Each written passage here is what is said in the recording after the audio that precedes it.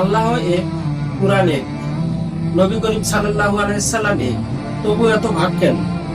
সমস্যা ইসলামে না, সমস্যা আমাদের মধ্যে।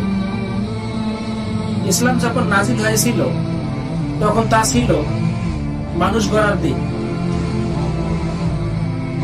কিন্তু সময়ের সাথে সাথে মানুষ দিনকে নিজের মতো বানাতে শুরু করল। মতভেদ ছিল কিন্তু বিভেদ ছিল না। সাহাবীদের মধ্যেও মতভেদ ছিল, কিন্তু তারা এক অপরকে কাফের বলেনি। আজ আমরা মতভেদকে বানিয়েছি পরিচয়ের দেয়া।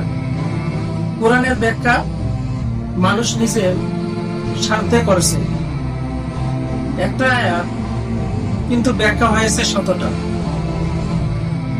কারণ অনেকেই কোরআনকে মানেনি, কোরআনকে ব্যবহার করেছে ক্ষমতা, প্রভাব, মসজিদ, মাদ্রাসা, এসবের রাজনীতি ঢুকে গেছে দিনের ভেতরে।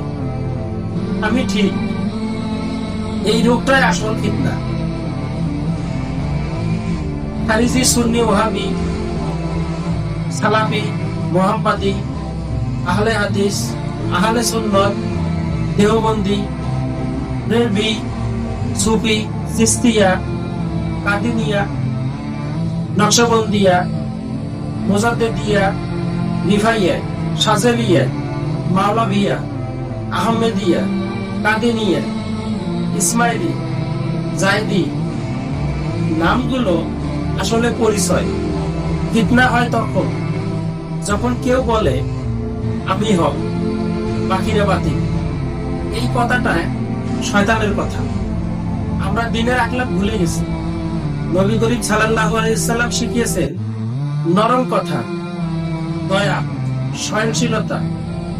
আজ দিনের চেহারা হয়ে গেছে রাগ, তর্ক, ঘৃণা, অহংকার, লোভ, মোহ, মায়া। যেখানে আখলাক নাই সেখানে নাম যাই হোক, সেটা আর নবীদের ইসলাম থাকে না। তরিকা ও মাযহাব আসলে পথ ছিল, গন্তব্য না।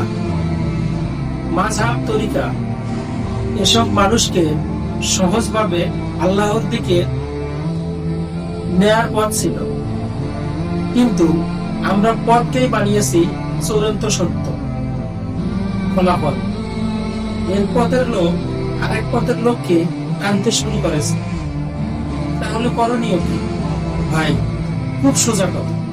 পরিচয়ের আগে মানুষ হোক, চরিত্রে ইসলাম আনা, নাম নয়, নবী করিম সাল্লাল্লাহু আলাইহি সাল্লামের আখলাক ধরার চেষ্টা।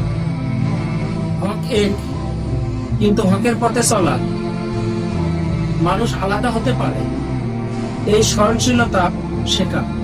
নবী করিম সাল্লাল্লাহু আলাইহি সাল্লাম বলেছেন, তোমাদের মধ্যে সেই উত্তম যার চরিত্র সবচেয়ে সুন্দর। তিনি বলেননি যার নেবেন সবচেয়ে শুদ্ধ, তাই নয় কি? লাইক, কমেন্ট, শেয়ার, সাবস্ক্রাইব করে পাশে থাকবেন। আল্লাহ হাফেজ।